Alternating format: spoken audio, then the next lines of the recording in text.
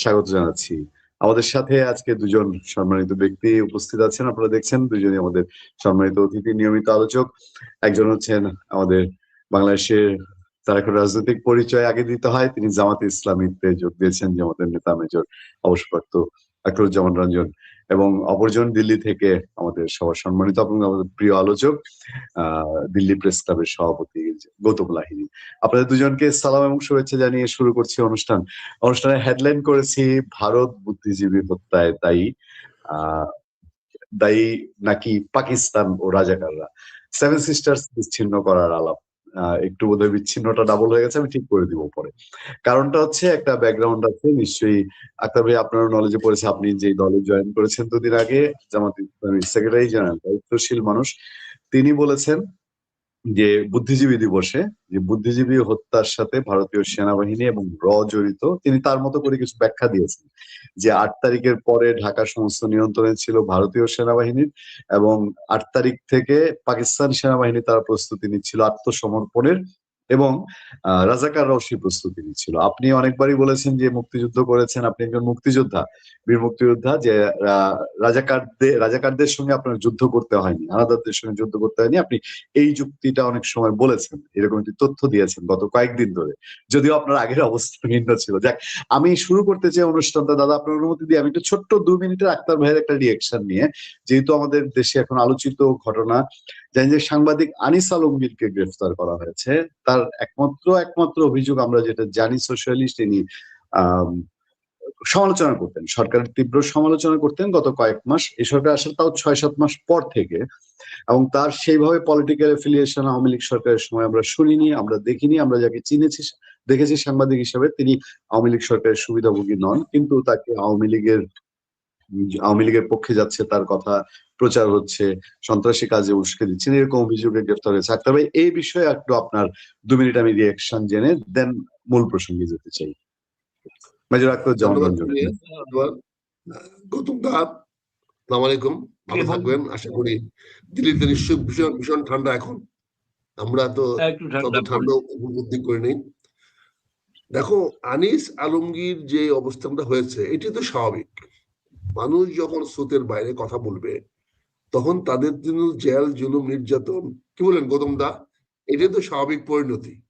আপনি প্রশাসনের বিরুদ্ধে কথা বলেন, ক্ষমতাসীনদের বিরুদ্ধে কথা বলবেন, আর আপনাকে মালা দিয়ে বরণ করবে, এটা তো স্বাভাবিক কিছু না। আনিস আলমগীরকে গ্রেফতার করা হয়েছে, এটা করা উচিত হয় নাই। আমি স্বাধীন মতবাদ প্রকাশ করার এটা অন্তরায় বলে মনে করি, কিন্তু পাশাপাশি আমরা মনে করি যে এই নির্যাতনের ভয় আছে বলেই তো স্বাধীন চেতা বক্তব্য যারা দিতে চায় তারা সাহসের প্রয়োজন পড়ে। আনিস আলমগীরকে যতটা না সরকারের কারণে হয়েছে, ততটা তাদের মধ্যে দুটা পক্ষ দাঁড়িয়ে গেছে, তার বিপক্ষে আরেকটা পক্ষ আছে, তারা বেশি তৎপর, সরকারের উপরে তাদের চাপ বেশি, তাদের প্রভাব বেশি। এটারই পরিণত হয়েছে আনিস আলমগীরকে গ্রেফতার করা হয়েছে। এবং যে গ্রেফতার নাটকটা করা হয়েছে এটা শুভ লক্ষণ নয়। কারণ কারোর বিরুদ্ধে অভিযোগ থাকলে আদালত অভিযোগ হবে, আদালতে যাবে, সেখানে ডিবি কে, ডিএসবি কে, এসবি কে ব্যবহার করার তো কোনো কারণ থাকতে পারে না। এখানে গ্রেফতার দেখিয়ে মামলা হবে কেন? মামলা করে পরে গ্রেফতার করেন, বিষয়টা আদালত উপর ছাড়েন। এটা তো ন্যায় বিচার হইতে হলে আদালতে। আমার বিরুদ্ধে অভিযোগ আসতেই পারে, আপনার বিরুদ্ধে অভিযোগ আসতেই পারে, কিন্তু সেই অভিযোগটা আদালতে করতে হবে। পুলিশই কেন? পুলিশ তদন্ত করবে, পুলিশ তো গ্রেফতার করা কেউ না। এই বিষয়গুলো আমি মনে করি নিন্দনীয়, এটাকে আমি কখনোই মেনে নেব না। মানুষের মত প্রকাশের স্বাধীনতা থাকতে হবে, মানুষ বলবে, মানুষ যদি কোনো অন্যায় করে, ভুল করে, সেটা আদালত দেখবে। পুলিশি অ্যাকশন দিয়ে কারো মুখ বন্ধ করা যাবে না, এটি আমার ক্ষুদ্র মত। Thank you. তবে আমরা মূল প্রসঙ্গে যাই। ভারত বুদ্ধিজীবী হত্যায় দায়ী জামাতের নেতা, আপনার দলের নেতা গোলাম পরোয়ার, তিনি সেকেন্ড পার্সন আপনার দলের, মিয়া গোলাম পরোয়ার, তিনি বলেছেন, এবং ব্যাখ্যাগুলো আপনি দেখেছেন তিনি কি কি ব্যাখ্যা দিয়েছেন। আমি গৌতম দাও চ্যাপ্টার নিয়ে প্রচুর সবসময়, এবং আমরা মুক্তিযুদ্ধের পরে আমাদের জন্ম, আমরা ইতিহাস পড়ি, ইতিহাস শুনি, জানি, এতদিন যা শুনেছি সেখানে নতুন তথ্য মনে হয়েছে। আমি প্রথমে আপনার দিক থেকে জানতে চাই, এবং ফ্লোর ওপেন থাকলেও গৌতম দা নিশ্চয়ই আপনার দিক থেকে আমরা এই বিষয়টায় জানতে চাই। আমরা ইতিহাস শিখতে চাই নতুন প্রজন্মের কাছে, এই হঠাৎ বিতর্ক কেন? মেজর আখরুজ্জামান রঞ্জন। এই বিতর্কটা সৃষ্টি হয়েছে দুটি কারণে, যেটা আমি মনে করি। সেটি একটি কারণ হলো যে এটা তো ঠিক না যে ভারতের আর্মি 8 তারিখে বাংলাদেশে বা ঢাকা শহরে নিয়ন্ত্রণ নিয়েছে। ঢাকা শহরটাকে তারা নিউট্রালাইজ করে রেখেছে, কিন্তু তারা যুদ্ধটা তো ঢাকার উপকণ্ঠে যুদ্ধটা হয়েছে 11 তারিখের পর থেকে, এবং 14 তারিখে ঘটনাটা ঘটেছে। আপনি জানেন যে পাকিস্তানে প্রায় 29,000 রাজাকার আল বদর আল শামসা অংশগ্রহণ করেছিল। সে আল শামস যারা ছিল, যে সমস্ত লোকেরা ছিল, পাকিস্তানের 94,000 যে সৈনিকরা ভারতের বাহিনীকে সারেন্ডার করেছিল, তাদের মধ্যে কিন্তু 29,000 ছিল রাজাকার আল বদর আল শামস। এটা আমার রিপোর্ট না, ভারতীয় রিপোর্টে, ভারতের পরিসংখ্যান থেকে আমরা পেয়েছি। সেখানে ভারতীয়দের হত্যার দায়িত্ব ভারতকে আমি ব্যক্তিগত মনে করি এর কোনো সুযোগ নাই, কারণ ভারতীয়দের এই এরকম পরিবেশও ছিল না। আর ভারতীয়রা কেন আমার বুদ্ধিজীবীদেরকে মারবে, বাংলাদেশের বুদ্ধিজীবীদের মারবে? এখানে রাজাকারের একটা অংশ, যারা রাজাকার তো সবাই মানে শুধু জামাত ইসলাম ছিল না, রাজাকার তো অনেক লোক ছিল, এর বাইরেও ব্যক্তিগত পর্যায়ে রাজাকার ছিল, বিহারির রাজাকার ছিল, প্রচুর বিহারির রাজাকার ছিল। ঢাকা শহরটা তো একসময় প্রায় 40% পপুলেশন ছিল বিহারি। আপনি যদি মিরপুর দেখেন, মোহাম্মদপুর দেখেন, তারপর দিক থেকে আমাদের যে না বাংলাদেশের বাকিটা বাদ দেন, ঢাকা শহরটা যদি আপনি দেখেন, বিশাল একটা অংশ যে আমাদের ইয়ে আছে, বিহারিরা ছিল। বিহারি তো জামাত করতো না, বিহারিরা তো মুসলিম লীগ করতো, মুসলিম লীগের অংশ ছিল, এবং মুসলিম লীগ তখন অনেক বেশি তৎপর ছিল। এবং ডাক্তার মালেক যিনি গভর্নর ছিলেন, তার অনুসারীরা তো অনেক তৎপর ছিল। সেখানে অনেক মানুষ ঘোলা পানিতে মাছ শিকার করেছে। হয়তো জামাতের মহাসচিব যেটা বলেছেন সেটা তার কাছে যুক্তি থাকতে পারে, তার কাছে প্রমাণ থাকতে পারে, নিশ্চয়ই ওনার কাছে যুক্তি প্রমাণ না থাকলে তিনি সেটা বলতেন না। তো আমি সদ্য জামাতে অংশগ্রহণ করেছি, আমি এখনো জামাতের ইনার স্টোরি জানি না, তাদের বক্তব্যের কারণ আমি জানি না। তবে আমি এটা বিনয়ের সঙ্গে বলতে পারি, ভারতীয়রা কখনোই এই বুদ্ধিজীবী হত্যার সঙ্গে দায়ী নয় এবং দায়ী থাকতে পারে না, দায়ী থাকার কোনো ঐতিহাসিক পটভূমিকা নাই। এটা হয়তো কেউ ভুল ছড়াচ্ছে, ভুল ভ্রান্তি ছড়াচ্ছে। যেমন রাজশাহী চট্টগ্রাম ইউনিভার্সিটির একজন প্রো-ভিসি যে কথাটা বলেছেন, হয়তো উনাকে প্রোটেক্ট করতে গিয়ে হয়তো সাধারণ সম্পাদক সাহেব সেই কথাটা বলতে পারেন। তবে এই ব্যাপারে আমার কাছে কোনো তথ্য প্রমাণ নাই, এবং আমি একজন ক্ষুদ্র মুক্তিযুদ্ধ হিসেবে মনে করি যে বিষয়টা নতুন করে বিতর্ক তোলার কারণ নাই। ইতিমধ্যে অবশ্য অনেকেই বলেছে, অনেক আগে থেকে বলে আসতেছে, যেখানে বাংলাদেশের মানুষ যুদ্ধ করছে সেখানে এনারা ঢাকা শহরে কি করছিলেন, এটা নিয়ে অনেকের প্রশ্ন ছিল যে ওনারা নিজেদের নিরাপদ জায়গায় সরে যান নাই কেন। তার মানে কি ওনাদের কারোর সঙ্গে কোন রকম একটা সম্পর্ক ছিল কিনা, তারা তাদেরকে প্রোটেকশন দিবে বা তারা তাদের জন্য কিছু কাজ করবে? এই কথাগুলো বাজারে টাওর আছে, এটা অনেকে বলেন।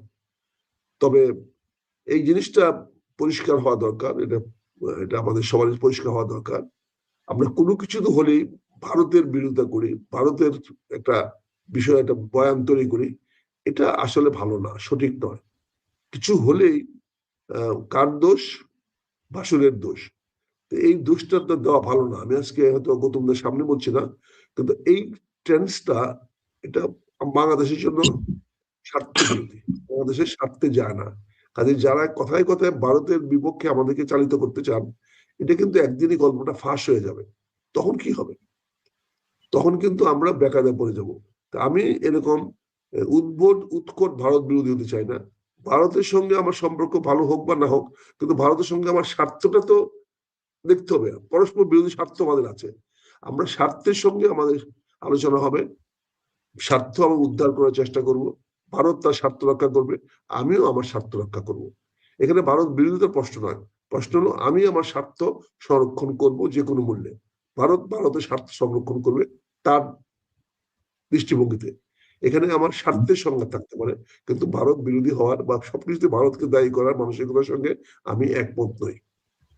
ধন্যবাদ আক্তার ভাই। আমি আপনার কাছে আবারও আসবো। আমি এই বিষয়ে গৌতমদার একটু দৃষ্টি আকর্ষণ করতে চাই যে একই আমরা দেখছি, আক্তার ভাইয়ের সঙ্গে আমি একমত যে বাংলাদেশে ধরেন একে তো মুক্তিযুদ্ধ বিষয়ক একটু আবার আলোচনা যে ভারত অনেক কিছুর জন্য দায়ী, আবার দ্বিতীয়ত হচ্ছে মানে অভিযোগ, বিশেষ করে একটা নতুন অধ্যায় শুরু হয়েছে বাংলাদেশে। আর সেকেন্ড হচ্ছে যে এই যে ওসমান হাদি ইনকিলাব মঞ্চের, তোমরা নিশ্চয়ই জানেন যে বাংলাদেশের সাংঘাতিক রকম আক্রমণের ঘটনা ঘটেছিল তরুণ ছেলের উপরে। এটার পরেও ভারত কেন্দ্রিক আলাপ বেশি, মেজর আক্তার গত কয়েকদিন ধরে বলছিলেন যে মুক্তিযুদ্ধে ওনারা যুদ্ধ করেছেন শুধু পাকিস্তানি বাহিনীর বিরুদ্ধে, রাজাকারদের বিরুদ্ধে না, ভারতীয় সেনাবাহিনী আমাদেরকে সহযোগিতা করেছে। গৌতম দা, এই দুই ইস্যুতে, যে এই ভারত বুদ্ধিজীবী হত্যায় দায়ী এবং হচ্ছে ভারতীয় সেনাবাহিনী প্লাস বাংলাদেশের সেই, আপনার কাছ থেকে জানতে চাই। এবং ভারতের প্রতি অভিযোগের তীর, গতকাল জানেন যে আমাদের একজন দায়িত্বশীল রাজনৈতিক নেতা এই সময়ের হাসনাত আব্দুল্লাহ, তিনি বলেছেন যে বাংলাদেশের রাজনীতিবিদদের যেভাবে আশ্রয় দিচ্ছে ভারত, যেভাবে অপরাধীদের আশ্রয় দিচ্ছে, এরকম চলতে থাকলে ভারতের সেভেন সিস্টার্স বিচ্ছিন্ন করে দেওয়া হবে। গৌতম লাহিড়ী, আপনার বিশ্লেষণ জানতে চাই। ধন্যবাদ। আজকে একটি বিজয় দিবস এবং সেই উপলক্ষে আমি, যেহেতু এই প্রোগ্রামে একজন বীর মুক্তিযোদ্ধা উপস্থিত আছেন, আমি সেই মুক্তিযোদ্ধাদের প্রতি আমার শ্রদ্ধা জানিয়ে এবং বাংলাদেশের স্বাধীনতা যুদ্ধে ভারতের 16,000 সেনা প্রাণ হারিয়েছিলেন, তাদের স্মৃতিতে শ্রদ্ধা জানিয়ে আমি আমার বক্তব্য রাখছি, শুরু করছি। আশা করি বাংলাদেশ ভবিষ্যতে আবার একটি শান্তিপূর্ণ রাষ্ট্রে পরিণত হবে আর কি, এটা আমাদের কামনা। আমরা চাই স্থিতিশীল এবং সমৃদ্ধশালী বাংলাদেশ, আমরা চাই। এটা ভারতের স্বার্থে প্রয়োজন, কেবলমাত্র বাংলাদেশের স্বার্থে নয়। আপনি অনেকগুলো প্রশ্ন করে ফেলেছেন। আমি প্রথম একটু ছোট্ট করে বলে নেব, আমি ব্যক্তিগতভাবে আনিস আলমকে চিনতাম। তিনি আওয়ামী লীগ সরকারের কঠোর সমালোচক ছিলেন। আমি তার সঙ্গে বহু প্রোগ্রামে অংশগ্রহণ করেছি এবং ব্যক্তিগত আলাপ আলোচনায় করেছি। তার অনেক বক্তব্য ছিল ভারত সম্পর্কে, যে শেখ হাসিনা সরকারের যে দুর্বলতাগুলি বা গণতন্ত্রের বিরোধী যে কার্যকলাপ বলে তারা মনে করতেন, সেগুলো সম্পর্কে ভারত কেন কোনো মন্তব্য রাখে না। এমন একজন ব্যক্তি, তাকে যখন একটি সরকার, যেটা বললেন মেজর আখতারুজ্জামান সাহেব, যে তিনি যেহেতু সমালোচনা করছেন সেই জন্য তাকে ফুলচন্দন দিয়ে উপহার দেবে, তা নয়, কিন্তু এটা প্রমাণ করে 5ই আগস্টের পর যে বলা হয়েছিল যে বাংলাদেশে মুক্ত সাংবাদিকরা মুক্ত, স্বাধীন চেতা, স্বাধীনভাবে বক্তব্য পেশ করতে পারেন, সেটা যে কত অসত্য, সেটা এই আনিস আলমগীরের গ্রেপ্তার প্রমাণ করে দিল। বাংলাদেশের মুক্ত স্বাধীনতা বলে কিছু নেই এবং গণতান্ত্রিক স্বাধীনতাও নেই এবং সাংবাদিক স্বাধীনতা নেই প্রায় বলা যেতে পারে। আমি আশা করব যে পূর্ণিয়া সাহেব, আপনার উপর যাতে আর কোনো আক্রমণ না হয় আর কি, আপনি যে সাহসের সঙ্গে অনুষ্ঠান পরিচালনা করেন। দ্বিতীয়ত আপনার প্রশ্ন ছিল যে যিনি আহত হয়েছেন গুলিতে, খুব গুরুতর ভাবে তাকে বিদেশে নিয়ে যাওয়া হয়েছে, এই সম্পর্কে যে কথাবার্তা বলা হয়েছে এবং ওই যে কথাটি বললেন যে কোনো বিষয়ে ভারতের দিকে আঙুল তোলা, আসলে এটা আজকে বিজয় দিবসে আলোচনাটা খুব প্রাসঙ্গিক এই কারণেই যে মুক্তিযুদ্ধের পক্ষে বা মুক্তিযুদ্ধের আদর্শে যে দীক্ষিত মানুষ বা যে ধরনের প্রতিষ্ঠান বা সংগঠন, আজকে তাদের বিরোধী একটা সংগঠন ক্ষমতায়। হয়তো আজকে মোহাম্মদ ইউনূস তিনি গিয়ে শ্রদ্ধা জানিয়েছেন, এটা ঠিকই, ব্যক্তিগতভাবে তিনি মুক্তিযুদ্ধের পক্ষেই ছিলেন, এটা ঠিকই, কিন্তু তাদের চালিকা শক্তি সরকারের আমরা যেন দূর থেকে ভারত থেকে অনুভব করি বা দেখি, নিয়ন্ত্রকের ভূমিকায় আছে কিন্তু মুক্তিযুদ্ধ বিরোধী শক্তি। ফলে স্বাভাবিকভাবেই তাদের ধ্যান ধারণায় এগুলো প্রতিফলিত হবে এবং যে কারণে তারা, যেখানে আমি দেখছি দিল্লিতে বাংলাদেশ হাই কমিশনার, তিনি ভারতের সঙ্গে সুসম্পর্ক করার একটা উদ্যোগ নিচ্ছেন এবং তার একটা কথাবার্তা চলছে, দুটো উচ্চ পর্যায়ের বৈঠকও হয়ে গেছে, ভারতের পররাষ্ট্র সচিব সফরও করে এসছেন। এরপরে যদি কোনো সম্পর্ক রাখার দায়, সেটা যদি তারা না রাখেন, একতরফাভাবে ভারতের পক্ষে তো কোনো স্বাভাবিক সম্পর্ক তৈরি করা তো সম্ভব না। ক্রমাগত যদি এইভাবে আক্রমণ হতে থাকে ভারতের উপরে, রাজনৈতিক ভাবে যে আক্রমণ হচ্ছে, এবং ভারতের হাই কমিশনার প্রণয় বর্মাকে তলব করে যে কথা বলা হয়েছে, এখনো পর্যন্ত ভারত কিন্তু বাংলাদেশের হাই কমিশনারকে তলব করেননি। আমি জানি না যারা করবেন কিনা এরকম কিছু, কিন্তু তারা তীব্র প্রতিবাদ দায়িত্বটা, আইন শৃঙ্খলাটা দেখার দায়িত্বটা সেই দেশের সরকারের। আমি তো দেখলাম গতকাল বিভিন্ন রাজনৈতিক দল, বিএনপি বাদে, যারা যে ঐক্য মঞ্চে নামক বয়রম একটা জায়গায় সকলে একত্রিত হয়েছিলেন, সেখান থেকে তারা তো স্বরাষ্ট্র উপদেষ্টার পদত্যাগ দাবি করেছে। তো ব্যর্থতার স্বরাষ্ট্র উপদেষ্টা, সেখানে হঠাৎ তিনি কি ভারতের সঙ্গে ষড়যন্ত্র করে এরকম ঘটনা ঘটিয়েছেন? আমি জানি না, এই কথা যদি বলেন এর চেয়ে হাস্যকর তো আর কিছু হয় না। আক্তার ভাই অভিযোগ তুলেছেন, আক্তার ভাই স্বরাষ্ট্র উপদেষ্টার বিরুদ্ধে অভিযোগ প্রথমেই তুলেছেন এই ঘটনার পরে। হ্যাঁ, এবং ঘটনা যে এটা তো তার ব্যর্থতা, এই বিষয়ে তো কোনো সন্দেহ নেই। যখন ভারতেও এরকম কোনো ঘটনা ঘটে, প্রথম আঙুল তোলা হয় স্বরাষ্ট্রমন্ত্রীর দিকে। বা যখন পাকিস্তানি জঙ্গিরা হামলা করেছিল, ভারতের স্বরাষ্ট্রমন্ত্রীকে পদত্যাগ করতে হয়েছিল শিবরাজ পালিয়ে। তিনি কয়েকদিন আগে অবশ্য মারা গেলেন, কিন্তু তাকে পদত্যাগ করতে হয়েছিল, এটা ঘটনা। এখন আমি বলবো যে আপনার এটা ছিল দ্বিতীয় প্রশ্ন। সুতরাং এটা ভারত তার প্রতিক্রিয়া জানিয়েছে, এবং যে জানিয়ে তারা বলেছে যে এটা ভারত থেকে কোনো বাংলাদেশের জনতা বা জনগণ বিরোধী কোনো কাজে কোথাও ভারত সরকার সেটা উৎসাহ দেয় না।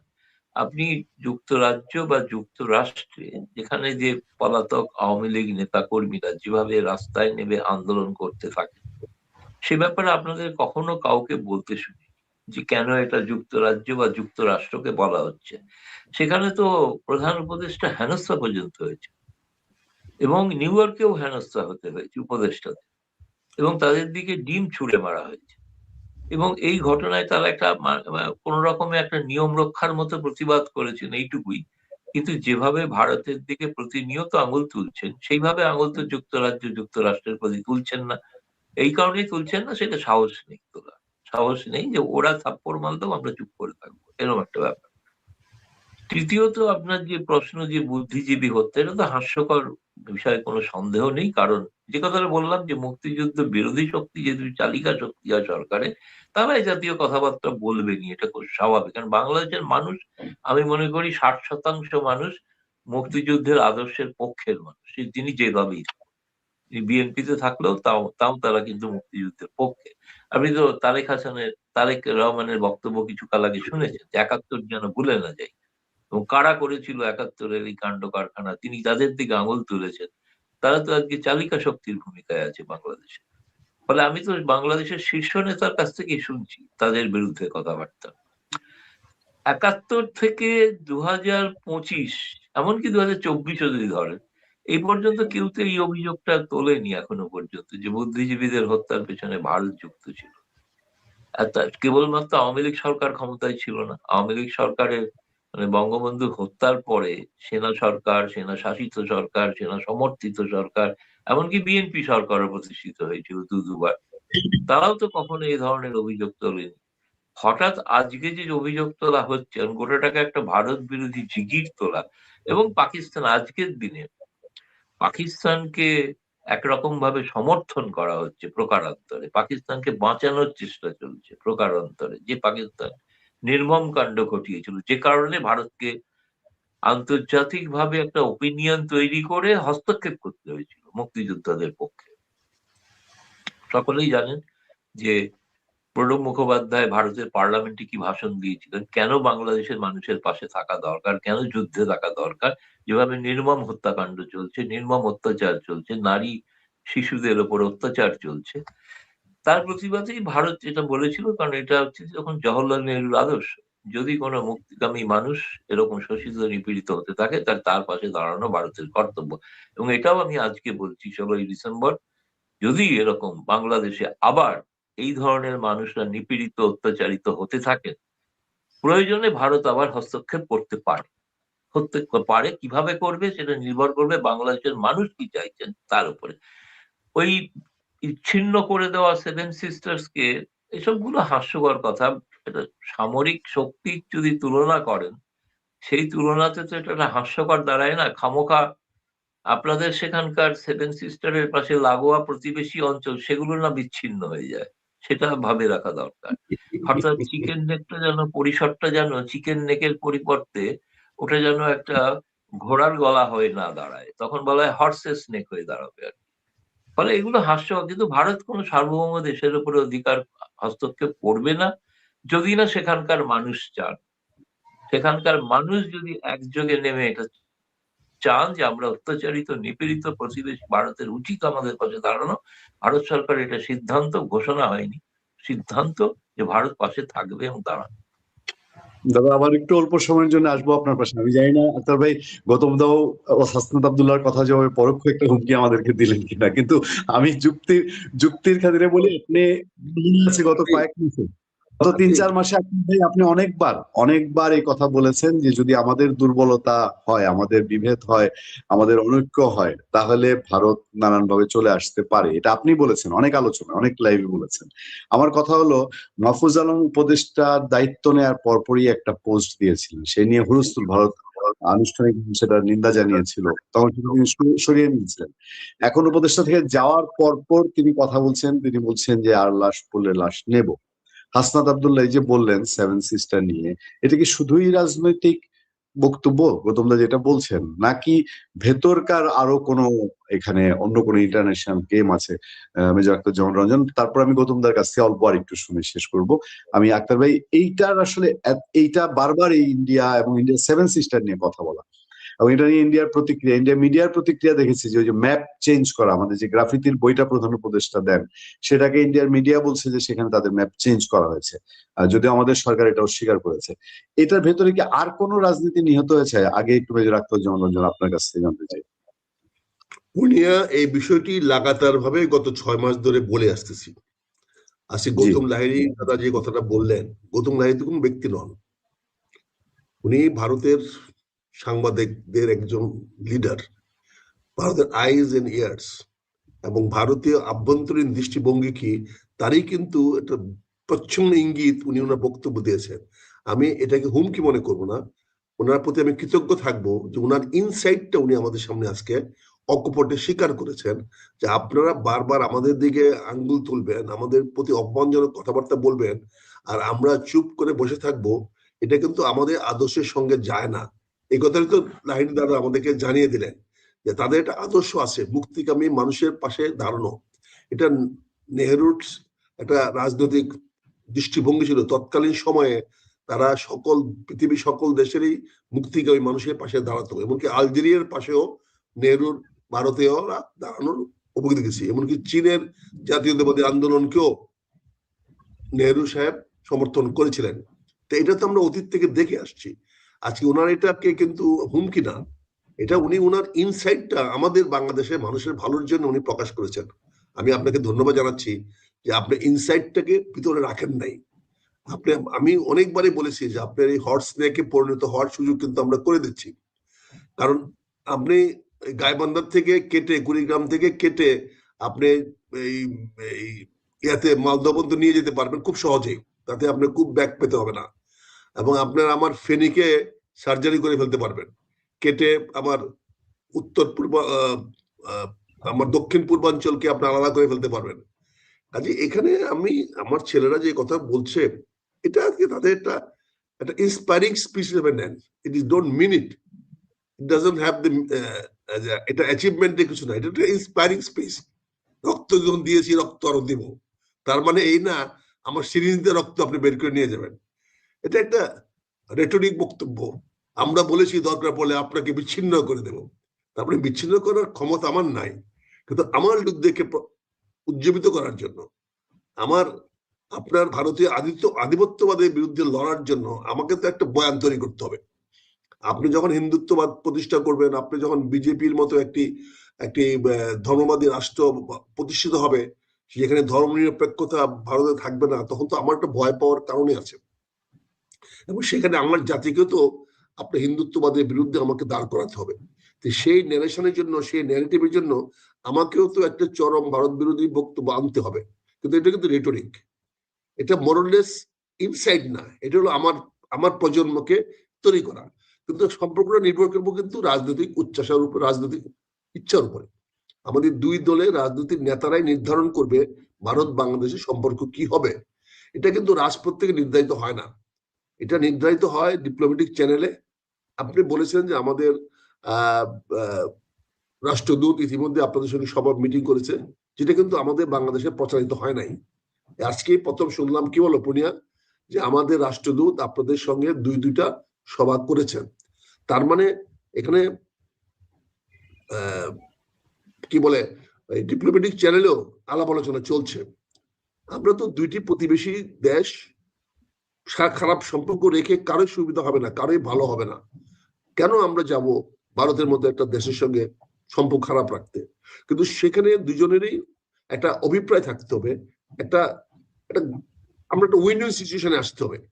উইন উইন সিচুয়েশনে আসলে সম্পর্কটা দীর্ঘস্থায়ী হবে এবং এটা টিকে থাকবে, টেকসই সম্পর্ক গড়ে উঠবে, আমি সেটা প্রত্যাশা করি। আর এখানে যে বক্তব্যগুলো দিচ্ছে হাসনাত আব্দুল্লাহ দিচ্ছে বা আমাদের যেগুলো হচ্ছে, এগুলো অনেকটা নির্বাচনী বক্তব্য, এটা রাজনৈতিক বক্তব্য, এটার সঙ্গে ভারতের বিদ্বেষী কোনো সম্পর্ক নাই। যেমন যদি আর একটি গুলি চলে, তার মানে কি গুলি কি চলে নাই? তাহলে এটা তো একটা রিটরিক বক্তব্য। আজকে পাকিস্তানিরা এখানে একটা ফ্রন্ট খুলতে চায়, এটা তো একদম জলবত্তর সহজ। পাকিস্তান প্রেশারটা ওয়েস্টার্ন সেক্টর থেকে কমানোর জন্য তারা যদি ইস্টার্ন সেক্টরে বাংলাদেশের সঙ্গে একটা বন্ধুত্ব করে বাংলাদেশকে উস্কাইয়া দিতে পারে, তাহলে তো বেনিফিটটা পাকিস্তানের হবে। এটা তো পরিষ্কার, এটা নিয়ে তো কোনো আরো গবেষণা করার বা রকেট সায়েন্সের ব্যাপার না। পাকিস্তানের সঙ্গে ভারতের যে পশ্চিমাঞ্চলে এখন যে যুদ্ধটা বা যে টেনশনটা আছে, এটা যদি কিছুটা হলেও যদি তারা পূর্ব সেক্টর আনতে পারে, তাহলে আপনিও তো এখানে অ্যাটেনশন দিতে, মনোযোগ দিতে বাধ্য হবেন। এটা তো পক্ষান্তরে পাকিস্তানের পক্ষে যাবে। তো পাকিস্তানের রাজনীতির কারণে তারাও তো আমাদেরকে বিভিন্ন ভাবে অপতথ্য দিয়ে আমাদেরকে বিভ্রান্ত করতে পারে। এই তথ্যগুলো পাকিস্তান সরবরাহ করছে, পাকিস্তানের একটি অংশ সরবরাহ করছে। এখানে ভারত বাংলাদেশের সম্পর্কটা আমি মনে করি এটা দ্বিপাক্ষিক স্বার্থ সম্মিলিত সম্পর্ক। এটা দ্বিপক্ষের সম্পর্ক উন্নয়ন করা তখন সম্ভব হবে যখন দুই পক্ষের স্বার্থগুলো নিশ্চিত করা হবে। আর সেভেন সিস্টার দখল করার তো মানসিকতা, সেভেন সিস্টার লোকই তো আমাদেরকে জায়গা দেবে না। এখানে একে তো হিন্দু বেশি, বৌদ্ধ বেশি, খ্রিস্টানও আছে, তাদের সঙ্গে তো আমাদের সম্পর্ক ভালো হওয়ার কথা নয়। আর আসামের মুসলমানরাও তারা স্বাধীন হইতে হয়তো চায়, কিন্তু বাংলাদেশের সঙ্গে আসতে চায় না। এখানেও একটা কন্ট্রাডিক্ট আছে। আসামের মুসলমানরা তো বাংলাদেশকে ওন করে না। আমরা তো ৭১ মুক্তিযুদ্ধ সময় দেখেছি, আমরা তো আসামে গিয়ে তো আমরা মুসলমানদের কাছে দেখেছি কতটুকু শেল্টার পেয়েছি, তারা কতটুকু আমাদেরকে দিয়েছে। তারাও তো মনে প্রাণে তখন পাকিস্তানের পক্ষে ছিল। কাজে সেখানেও তো আমরা আসামের মুসলমানরা, যেটা আপনার 43% মুসলমান আসামে আছে, তারাও কিন্তু বাংলাদেশকে বন্ধু মনে করে না। তাহলে বন্ধু মনে করলে তো আমাদের সঙ্গে সম্পর্কটা একটা ভালো থাকতো। সবকিছু মিলে আমি গৌতম লাহিড়ী হিসাবে যে কথাটা বলছি, পছন্দ ইঙ্গিত দিয়েছেন যে হ্যাঁ আপনারা ইন্টারফেয়ার করতে পারেন। এই জিনিসটা তো আমরা আরো আগে ঘোষণা করেছি। আতিক রহমান তোমাকে বলেছে না যে যদি আজকে অনৈক্য হয়, যদি ফেসিবাদী সরকারের বিরুদ্ধে যারা ছিল তাদের মধ্যে যদি অনৈক্য সৃষ্টি হয়, একতা নষ্ট হয়, তাহলে ভারত বসে থাকবে না। এখানে যদি আওয়ামী লীগের উপরে যদি প্রচন্ড রিয়েক্ট করার মতো যদি সাহস দেখাতে পারে, তাহলে দাদা যে তার পাশে থাকবে, এটা কিন্তু গৌতম দা আজকে প্রকাশ করে দিয়েছেন। আজকে থেকে ভারত মনোভাবটা জেনে গেল, এই জন্য পুনিয়ার কাছে হয়তো কৃতজ্ঞ থাকবো। দাদা আপনি কোনো ভুল বলেন নাই, অন্যায় বলেন নাই, আপনি rightly you have exposed your mind, I appreciate it. Thank you Akhtar ভাই। আক্তার ভাই, আমরা অনুষ্ঠান প্রায় শেষ পর্যায়ে গৌতম দা ছোট্ট করে দুইটা বিষয় আবার একটু আপনার ওপিনিয়ন জানিয়ে আজকে বিদায় নিব। সেটা হচ্ছে, একটা হলো আক্তার ভাই একটা কথা বলেছেন, ভারতের প্রচন্ড হিন্দুত্ববাদের জাগরণ এবং সেটা সে রাজনৈতিক সম্পৃক্ততা বাংলাদেশে কি তীব্র মুসলিমবাদ বা যদি বলি মুসলিমপন্থী উগ্রপন্থী মুসলিম, সেটাকে জাগিয়ে তুলতে একটা ভূমিকা রাখছে কিনা, নাম্বার ওয়ান, এটা একটা প্রতিক্রিয়া চাই। আরেকটা একসঙ্গে প্রশ্নটা করে নিচ্ছি, বাংলাদেশে খুব সাংঘাতিক ভয়াবহতম আক্রমণ ওসমান হাদির উপরে ইনকিলাব মঞ্চের, তার যারা আততায়ী, আমাদের সমস্ত পত্রপত্রিকার রিপোর্ট, তারা কোন পথে কিভাবে ভারত পালিয়ে গিয়েছে। এই ঘটনায় এখানকার তার যারা অনুসারী তাদেরকে আরো বেশি উত্তপ্ত করেছে যে ভারত সন্ত্রাসীদের আশ্রয় দিচ্ছে। আপনারা কি আসলে সন্ত্রাসীদের, বাংলাদেশের গভর্নমেন্ট বিরোধী যারা, তাদেরকে আশ্রয় প্রশ্রয় দিচ্ছেন কিনা, কেন এই অভিযোগ আপনাদের প্রতি? এই দুইটা বিষয়ে একটু ওপিনিয়ন জেনে আমরা আজকে শেষ করবো। গৌতম লাহিড়ী। ধন্যবাদ। প্রথমেই মেজর সাহেব যেরকম মনের কথা বলেছেন যে এটা রেটারিক, এটাকে সিরিয়াসলি ওরকম ভোটের কারণে বলতে হয়। ভারতেও যেটা হিন্দুত্ববাদের যে প্রচার, সেটাও ভোটের কারণেই আর কি। ভারতবর্ষের বেশিরভাগ মানুষ অসাম্প্রদায়িক, কিন্তু এটা ঘটনা, তার একটা প্রতিক্রিয়া হয়, প্রতিক্রিয়া হবে না তা নয়, প্রতিক্রিয়া হয়েছে। ভারতে যখন বিভিন্ন কিছু আইন প্রণয়ন হয়েছে, তার প্রতিক্রিয়া আমরা বাংলাদেশে দেখেছি, এমনকি শেখ হাসিনা থাকাকালীনও দেখেছি। শেখ হাসিনা থাকাকালীনও দেখেছি ভারতের প্রধানমন্ত্রীর বিরুদ্ধে রাস্তায় নেমে মানুষ প্রতিবাদও করেছিল আর কি। এখন সেগুলো সবই রাজনীতির ভোট এই কারণে হয়তো অনেক কিছু সম্পর্ক বিষিয়ে দেয়, কিন্তু এটা একটা জিনিস আমি বলবো যে রাজনৈতিক নেতা কর্মী কি বলছেন তার থেকেও বড় বিষয় যখন সরকার সেটাকে সমর্থন করে, যে সরকারই আছেন সেই সরকার যখন ভারতীয় হাই কমিশনারকে তলব করে প্রশ্ন করেন, তখন সেটা মনে হয় আর কেবলমাত্র রেটরিক নয়, তখন সেটা সরকারের একটা সিদ্ধান্ত। দুই, আপনি যেটা বললেন যে এই আশ্রয় দেওয়ার ক্ষেত্রে এখন ভারত এবং বাংলাদেশের মধ্যে সিকিউরিটি এজেন্সির একটা যোগাযোগ আগে থেকেই ছিল, আমার মনে হয় সেটা এখনো আছে। সম্প্রতি তো বিএসএফ এর সঙ্গে বৈঠকও হয়ে গিয়েছিল, বিএসএফ বিজিবি বৈঠকও হয়ে গেছে, দুবার হয়েছে 5ই আগস্টের পর থেকে। ফলে যে ইন্টেলিজেন্স নেটওয়ার্কের যে যোগাযোগ ব্যবস্থা আছে তার দ্বারা ভারত সরকার যেটা জানিয়েছে যে এই ধরনের কোনো সংবাদ বা তথ্য এখনো পর্যন্ত বাংলাদেশ সরকার অফিসিয়ালি কিছু জানায় ভারতকে, যে যারা ওই হাদিকে হত্যা করার চক্রান্ত করেছিল বা ষড়যন্ত্র করেছিল তারা যে ভারতে পালিয়ে আসবে, বাংলাদেশের মিডিয়াতে প্রকাশিত হয়েছে। বাংলাদেশের মিডিয়াতেও যেরকম অনেক সংবাদ প্রকাশিত হয় সেই সরকার বা কিছু রাজনৈতিক দলকে সন্তুষ্ট করার জন্য, যেটা কোনো একজন সম্পাদক একটা শব্দ ব্যবহার করেছেন যে তেলবাজি সাংবাদিকতা, আমি দেখলাম তেলবাজি সাংবাদিকতা একটা শব্দটা আমার বেশ পছন্দ হয়েছে। তো কারণ তিনি বলেছেন ভারতে যেরকম গদি সাংবাদিকতা হয় বাংলাদেশে সেরকম কিছু তেলবাজি সাংবাদিকতা হয়েছে। এখন তেলবাজি সাংবাদিকতার কারণে এসব সরকারি সংবাদ প্রকাশিত হচ্ছে কিনা আমি বলতে পারবো না, কিন্তু এখনো সরকারি ভাবে কোনো তথ্য কিন্তু নেই। ফলে ভারত সরকার এখন পর্যন্ত বাংলাদেশ সরকার জানিয়েছেন লিখিতভাবে যে এরকম আততায়ীরা পালিয়ে গেছেন এবং আশ্রয় দিয়েছেন। আপনি যদি আওয়ামী লীগের নেতা কর্মীরা বলেন সেটা ভারত, আওয়ামী লীগ দীর্ঘকালের একটি রাজনৈতিক দল যার সঙ্গে বাংলাদেশ সৃষ্টির ইতিহাস জড়িত আছে, ভারতের সঙ্গে সুসম্পর্ক ছিল সবাই জানে, এবং সেই কারণে তারা যখন নিপীড়িত অত্যাচারিত তাদের প্রাণহানির আশঙ্কা আছে, ভারত এরকম বহু অতীতে করেছে, সেরকম ভাবেই তাদের আশ্রয় দিয়েছে। তারা যে অপরাধী সেটা জানা গেছে 5ই আগস্টের পর। 5ই আগস্টের আগে যদি তারা অপরাধী হতেন তাহলে এখানে ভারত সরকার তার বিরুদ্ধে ব্যবস্থা নিতেন বা আইনগত ব্যবস্থা নিতেন ইত্যাদি ইত্যাদি। মানে গোটাটাই তো বাংলাদেশে অপরাধী ঘোষণা করা হয়েছে আওয়ামী লীগ নেতা কর্মীকে, সবটাই হচ্ছে পরিবর্তনের পরে। আগেকার কেউ অপরাধী ছিলেন না, আমরা সেই অপরাধের পুরনো অপরাধের কথাগুলো এখন বলা হচ্ছে, সেটার ভিত্তিতে তো ভারত সরকার কোনো সিদ্ধান্ত নিতে পারে না। আর দুই হচ্ছে যে অপরাধের কথা বলছেন তার জন্য পালিয়ে চলে এসছে সীমান্তে, সেটা বললাম আপনাকে যে যদি কোনো তথ্য থাকে সরকারি তথ্য পাবে গভর্নমেন্টের চ্যানেলে কূটনৈতিক সূত্রের মাধ্যমে। এখন ধরুন আজকেও দিল্লিতে ভারত ঢাকার যে হাই কমিশন আছে তারা 16 ডিসেম্বর একটি উদযাপন করছেন, যেখানে ভারতীয় সাংবাদিক বুদ্ধিজীবী বহু নেতা মন্ত্রী তারা আমন্ত্রিত আছেন। সন্ধ্যেবেলা আমিও আমন্ত্রিত, আমিও যাব, দেখবো। তো আমার মনে হয় যে বাংলাদেশের এই সমস্ত এগুলোর মধ্যে যেটা দরকার প্রয়োজনীয় কিভাবে নির্বাচনটা শান্তিপূর্ণভাবে অনুষ্ঠিত হয় সেটা দেখা দরকার, এবং সেটা হলেই আমার মনে হয় একটা নির্বাচিত সরকার প্রতিষ্ঠিত হলেই সম্পর্কটা আবার নতুন ভাবে একটা আবার যাত্রা শুরু করতে পারে। এখন একটা কাজ চালানোর মতো সম্পর্ক চলছে, কেন অন্তর্বর্তীকালীন সরকার যার কোনো ব্যবস্থা বাংলাদেশের সংবিধানেও বলা নেই। বাংলাদেশের সংবিধানে আছে কেয়ারটেকারের ব্যবস্থা, ছিল অতীতে, যেটা বাতিল হয়েছিল আবার পুনর্স্থাপিত হয়েছে, তাও হয়েছে পরবর্তী নির্বাচনের পর থেকে। ফলে আমরা চাইবো বাংলাদেশে একটা শান্তিপূর্ণ নির্বাচন, এবং ভারত মনে করে যে আওয়ামী লীগ সহ সকলের নির্বাচন হওয়া দরকার। এবং শেষ কথা বলবো যে আমি একজন খুব বিশিষ্ট বুদ্ধিজীবীর সাক্ষাৎকার আজকে বাংলাদেশের কাগজে প্রথম পাতায় বেরিয়েছে এবং পড়লাম আমি, তিনিও বলেছেন যে এই বিষয়টা সরকারকে ভেবে দেখা দরকার, যে একমাত্র একটি দলের সঙ্গে যে দল রাষ্ট্রের স্বীকৃতি জড়িত ছিল সেই দলটিকে বাদ দিয়ে নির্বাচন করা যায় কি যায় না, এটা এই সরকারের কাছে একটা বড় চ্যালেঞ্জ, সেটা ভেবে দেখা দরকার আছে। এই কথা বলতে গিয়ে একজন জেলে গেছেন, আমি জানি না আমরা এই কথা বলবো কিনা আক্তার ভাই। আমি আপনাদের দুজনই আমাদের নিয়মিত আলোচক। খুব বিখ্যাত বুদ্ধিজীবী রেহমান শোভন চৌধুরী, আজ প্রথম আলোর পত্রিকায় তার সাক্ষাৎকার পড়ুন, চমৎকার ইন্টারভিউ।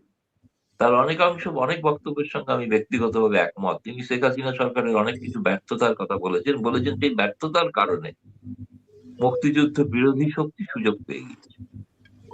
এখানে আমি জবাব দিব, তুমি প্রশ্নের আগে আমি গৌতম লাহিড়ীকে বলবো, রহমান সাহেব সম্মানীয় ব্যক্তি, শ্রদ্ধেয় ব্যক্তি, কিন্তু বিনয়ের সঙ্গে বলতে হচ্ছে ওনার কিন্তু চারিত্রিক কনসিস্টেন্সি নাই। উনিও উনি কিন্তু তুষামোদী লেখক, উনিও কিন্তু তুষামোদী লেখক, তুষামোদী বুদ্ধিজীবী, তুষামোদী অর্থনীতিবিদ। উনি যখন যাকে উনি অনেকটা ওই পেজ কনসালটেন্টের মতো। পেজ কনসালটেন্ট কিন্তু কখনো নেগেটিভ রিপোর্ট দেয় না, তারা প্রজেক্টটা কতটুকু ভায়াবল ততটুকু রিপোর্টে দেয়। আর প্রথম আলোর বক্তব্যগুলো তো সবসময় ডুবিয়ে আছে, সবসময় আপনি বহুত ওয়ে চিন্তা করতে পারেন। এখানে বিষয়টি হলো, আমরা যেটা স্পষ্ট বলেছি, আওয়ামী লীগ নৈতিকভাবে বাংলাদেশের রাজনীতিতে অংশগ্রহণ করার অধিকার হারিয়েছে। আপনি প্রশ্ন করতে পারেন কিভাবে? যে রাজনৈতিক দলটি ক্ষমতায় থেকে একটি নির্বাচনও সুষ্ঠু করাতে পারলেন না, আর যেখানে নির্বাচনটাকে উনি এক পেশে করে তার বেনিফিটে নিয়ে গেছেন, তো উনার তো উচিত হবে, সেই দলটির তো উচিত হবে কিছুদিন গ্যালারিতে থেকে খেলা দেখুক, অন্যরা কিভাবে খেলে সেখান থেকে কিছু শিখুক। আপনি তো 3টা জয় ছিনিয়ে নিয়েছেন, কোন রকম এথিক্যাল ভ্যালুস, কোন রকম নৈতিকতা, কোন রকম নিয়ম নীতি মানেন নাই। বিতর্কিত বিষয়, এটি অনেক কিছু বলার আছে, অনেক সময় লাগবে।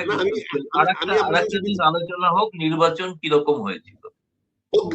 আমি ভেরি ওয়েলকাম স্যার। তো এই জন্য আমি বলছি যাকে আপনি কোট করেছেন এই ভদ্রলোককে কিন্তু বাংলাদেশের মানুষ চেনে না। আক্তার ভাই, গৌতম দাস আপনারা দুজনেই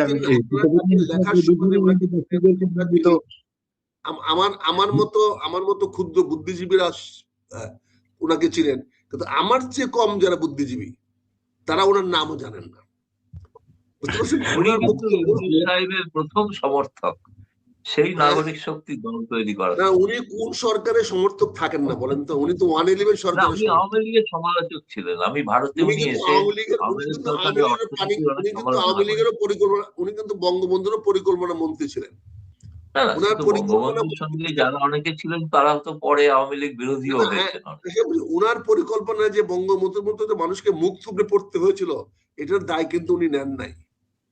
ওনার ব্যর্থ পরিকল্পনার কারণে যে বাংলাদেশ দুর্ভিক্ষে পড়েছিল, ওনাকে ব্যক্তি কেন্দ্রিক করা। আমরা তো ভারতীয় হিসেবে আমি ব্যক্তি রহমান সুবহানকে নিয়ে কথা বলছি না, কিন্তু আমি সেই লেখক রহমান সুবহানের বক্তব্য দিচ্ছি, যার লেখা প্রথম আলোতে প্রকাশিত হয়েছে। সেই লেখককে সমালোচনা করার অধিকার নিশ্চয়ই গৌতম আমাকে দিবেন এজ এ সাংবাদিক হিসাবে। আশা করি এটা সমালোচনা করলে আপনাকে জেলে যেতে হবে না।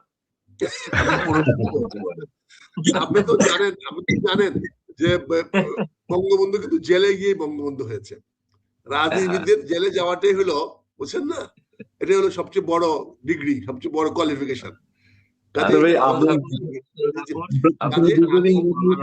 আপনাকে অত্যন্ত বিনয়ের সঙ্গে বলবো যে আপনি আজকে আমাদেরকে যে কতগুলো কথা বলেছেন, কতগুলো ইঙ্গিত দিয়েছেন, এটা আমরা প্রকান্তরে বলতাম। আজকে কিন্তু আপনার দায় নিয়ে বলেছেন, এবং আপনিও আশা করেছেন যে বাংলাদেশ ভারতের সম্পর্ক ভালো হোক। এই যে গুড উইশেসটা, এটাকে আমরা বাস্তবায়িত করতে চাই। সম্পর্ক ভালো মানে কিন্তু ওইটাই ভালো যেটা উভয়ের স্বার্থ সংরক্ষণ করে। কাজে আমরা সে ভালো প্রত্যাশা করি, ভালোর দিকে চাই। আর আমরা বাংলাদেশ ছোট দেশ, আমাদের ছেলেরা অনেক কিছু কথা বলবে, অনেক হাম্বিতামি না করলে ছেলেরা মার কাছে যদি গ্লাস টাস না ভাঙে তাহলে তো দুধটা খেতেই হবে, বুঝছেন না? এরকম একটা কিছুটা স্বাধীনতা আমাদেরকে দিয়েন, কিছুটা স্বাধীনতা আমাদের দিয়েন, আমাদেরকেও বক্তব্য দেওয়ার কথা বলেন। আপনারাও আমাদের বক্তব্যকে সেন্সর করেন না, আপনারা রিয়েক্ট করেন না। না, সেন্সর করছি না, আমি বলছি হাই কমিশনারকে তলব করে বলছেন যখন, সেটা সরকারি হয়ে যায় বক্তব্যটা। হ্যাঁ, সেটা হয়ে যায়। আমি আপনাদের ডিপ্লোমেসিকেও ধন্যবাদ দিই। সাধারণত একটি দূতাবাসকে তলব করলে কাউন্টারকেও তলব করা হয়, কিন্তু আপনারা সেই ম্যাচুরিটি দেখিয়েছেন, আপনারা ইগনোর করেছেন, আপনারা এই তলবটাকে ইগনোর করেছেন। এটা আপনার একটা বিগ ফ্রেন্ড হিসাবে আপনারা দেখিয়েছেন, উদারতা দেখিয়েছেন। আমি ডিপ্লোমেটিকে বলবো যে আপনারা অনেক বেশি পরিপক্কতা দেখিয়েছেন, যে কাউন্টার আপনি ডাকেন নাই আমাদের কাউকে। তার মানে আপনি এটাকে বাংলাদেশের একটা লেজিটিমেট এক্সারসাইজ হিসেবে আপনারা দেখেছেন, এবং এটা আপনাকে চাচ্ছি যে ঠিক আছে, তারাও তাদের আউটবাস্ট করুক, তাদেরও মনে কষ্টটা আপনাদের কাছে বলুক, এবং আপনারা এটাও কিন্তু ভারতের সম্পর্কে একটা অ্যাচিভমেন্ট, হ্যাঁ আমার কাছে তো বলছে, অন্য কারোর সাথে বলে নাই। এটার একটা এক ধরনের একটা মানে সম্পূর্ণতা আছে। যে আনিস আলমগীর যেমন সরকারের বিরুদ্ধে বলার জন্য সরকার রিয়েক্ট করেছে, আপনারাও ভারতের বিরুদ্ধে বলার জন্য আমাদের ছেলেদের বিরুদ্ধে রিয়েক্ট করেন না। এটাই আমার বিনীত অনুরোধ থাকবে আপনাদের প্রতি আর কি। থ্যাংক ইউ আক্তার ভাই। দাদা, আপনারা দুজনেই আমাদেরকে সময় দেন, আমাদের দর্শকরা আগ্রহ নিয়ে দেখেন। ভালো থাকবেন, সুস্থ থাকবেন। ভারতের এই বিবৃতি এবং আগামী নির্বাচনে নিয়ে নিশ্চয়ই দ্রুততম সময়ে আপনাদের সঙ্গে কথা বলে আমরা আবার